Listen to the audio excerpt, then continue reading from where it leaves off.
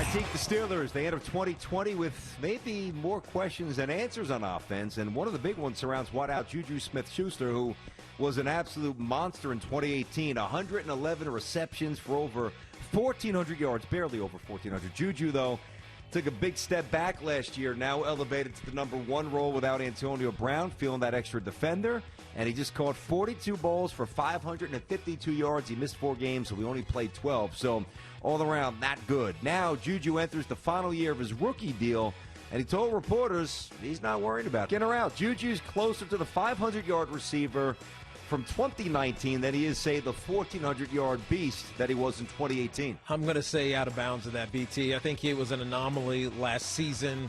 1, the pressure of being the guy. 2, he missed 4 games, as you mentioned, and so the production was down. And 3, and this is probably the most important, look who his quarterbacks were when he was playing. It was not Ben Roethlisberger. Hopefully Ben is healthy and he lifts JuJu Smith-Schuster back to that status where he was. But this is a critical year. He's a second-round draft pick, not a first-rounder, so that there is no fifth-year option. And so this is his last season. If they have to, they'll franchise him. But I do think this is out of bounds. He's closer to the guy we saw 2 years ago than the guy we saw last year. I totally agree. Now, that doesn't mean that the Steelers are going to give him a boatload of money, because historically they don't do that. They let guys bounce. Mike Wallace bounced, and that's just right.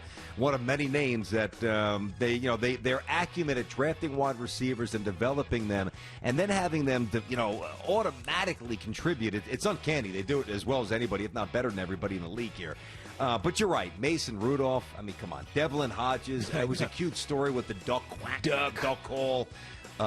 He's. The question is going to be really, BT, is what the number is. Is it going to be like 17, 18 around the Odell Beckham Jr. range, or is it going to be in the $20 million range? And I don't think it's going to be that high. It can't be $20 million. I mean, listen, even though you and I are on the same page, where we evaluate him to be closer to the star that he was 2 years ago than the middling, injury-prone guy that he was a year ago, those are still on his resume, and that will be used as strong ammunition against him. He's not getting $20 million a year. He's going to be more in that OBJ category, which was signed a couple of years ago. But at that point, then I believe that the Steelers would be doing the right thing. The Rockets tip off their playoff series. They're playing the Thunder. That's tomorrow night, all right? And they'll be without Russell Westbrook for at least a few games here. Head coach Mike D'Antoni has talked about his quad. He's going to keep him out a few days here. It's not, as a quote, it's not something that's going to miraculously go away tomorrow, end quote. So Eric Gordon will start in place of Westbrook, and Gordon's been around a long time. We know what he can do and what he can't do. In or out? The Rockets do need Westbrook in order to beat the Thunder in round 1. I'm going to say, yeah, they do. This is inbounds to me, BT, because as good as the Rockets have been over the last few years, once they get to the postseason, something happens. It always does, and we know exactly what it is. You play this team in a one-off in the middle of the season, then James Harden can go for 40 and beat you. But when you can find ways to defend him, there better be a plan B. And one of the Achilles heels of the Rockets, and we saw this when Chris Paul went down a couple years ago, BT, when that plan B goes out the window, they don't adjust, and they end up losing. James Harden's led the league in scoring each of the last 3 seasons. He's the man, but he needs help in the postseason, and Russell Westbrook provides that help, especially with how well they space, which creates massive lanes for him. So inbounds. I totally agree. Listen, the Rockets have a few things going against them. Number one is their relatively one-dimensional nature. Yep. Which when it's on, it's like watching the Death Star operate. It's unstoppable seemingly. But when it's off, there's, as we found out when Luke fired the pellets into the Death Star, there's always an opening and a vulnerability. I think that their depth is an issue, and I think that their coaching is an issue. Yep. And Mike D'Antoni's almost 70 years old. I mean, right. they're and I really like Mike, but there's nothing until he changes the narrative. He is deeply immersed in his narrative, and it's accurate. Yeah. I mean, he's coached a lot of playoff games, and their postseason success has never been commensurate with outside of that 1 year with Phoenix to match their regular season success. And that's on Mike, who, again, I do have a lot of respect for, but he's not an asset, in my opinion, in the playoffs here. By the way, the Thunder, they're pretty good. I mean, Gilgeous-Alexander is really good. And they have a lot of different – Chris Paul is playing at a level that is really frightening. Even Gallinari could clip you with 20 if you're not careful. Steven Adams is a bully who can finish around the rim with both hands. He's actually a skilled tough guy, if you will. I'm going to flat out say Thunder are going to win the series. And here's the other issue, too. You know, Westbrook's game is built on explosion. I'd rather have like a wrist injury or a chest injury, anything in that lower extremity for a guy who lives getting off the ground and going by you. That's not good. I think the Rockets lose. On Saturday, both Mike Trout and Padres sensation Fernando Tatis, I was talking about him last week a little bit, homered in their respective games. So it's an interesting three-way tie, star-studded with Aaron Judge, who's going to miss probably at least another week. He's going to be activated on Saturday with the calf issue. Could miss a little bit more time after that. But the home run lead, they all tie it right now. Mookie Betts is just one bomb behind the trio. He has 8. They have 9. So, Teak, here's the question. This is a good question.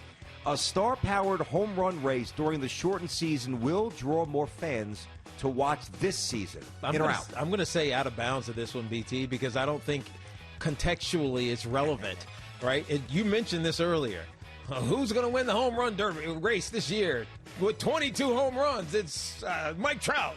Like, okay. Yeah. I mean, I get it. You know, and percentage-wise, it's probably very impressive, but I'm saying out of bounds. I just don't think that's the juice that's going to drive the engine this year for Major League Baseball. And on a side note, I just can't help but wonder, after Aaron Judge said over the weekend, I'm 100% healthy. Why am I not out there? Mm-hmm. This might have something to do with him not, them trying not to have him win the MVP with 2 years of arbitration left on his deal. This seems a little shady to me. All right, I am going to strongly disagree with that last assertion. That's one thing the Yankees don't play with stars. I know, but they might play that game. Why would Aaron Judge say, I want to play that? Well, because he's trying to avoid the soft label that everybody throws at him. And listen, he's trying to get paid is what he's trying to do. He's trying to get paid, of course. He's making $8 million this year. That's it. I understand that. Until this point. Bupkis. The way you get paid is to go out there every night and dominate. Now, he dominates, but he's not out there every night, and he's never been out there every night outside of one great year a couple of years back. So he's got to try to change the narrative. The way you do it is playing, but the way you start it is, I guess, verbally. The Yankees are going to try to save money with Jay Happ, so that doesn't trigger his deal, $17 million. They want no piece of that. He's 37. But they're not going to mess around with Aaron Judge. There's no way. But anyway, you are right about this. The answer is out of bounds here because, and that's a great word, the contextualization of the race. Like, there is no context. Like, a guy can, even if a guy had 30 home runs, and he had 30 home runs in 30 games, he's not going to clip, if you still look at Bonds as the single season, if you look at, whomever you look at. I mean, to me, it's still 61. But whatever. It will not galvanize fans enough because it won't resonate the way it would in a 162-game season when every night, you have SportsCenter with the little bean counter like they did with McGuire, Sosa, and Griffey. In the summer of '98. Absolutely out of bounds. I totally agree. Talk a little Texas Longhorns football. Just one season of double-digit wins over the past 10 years. That's not good. As rival Oklahoma's dominated the Big 12. Now, this weekend, however, Tom Herman's Horns got some big news. The number 1 overall prospect for 2022, a quarterback, which is great for them. Quinn Ewers, Ewers. Yeah, you said it right. Ewers. Quinn Ewers announced his commitment to Texas. Now, he's the first number 1 prospect to sign with Texas since Vince Young back in 2002. And the Longhorns have finished top 8 in recruiting the past 3 years, including 2 top 3 finishes. We are confident that Herman will turn them back into a national powerhouse. In or out, confident, the operative word. I really like Tom Herman, but I'm going to say out of bounds here.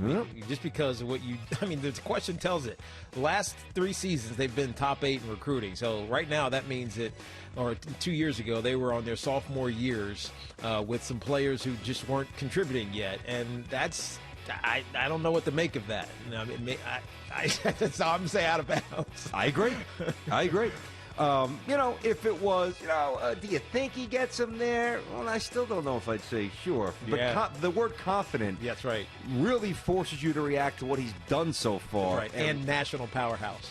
National powerhouse, yeah.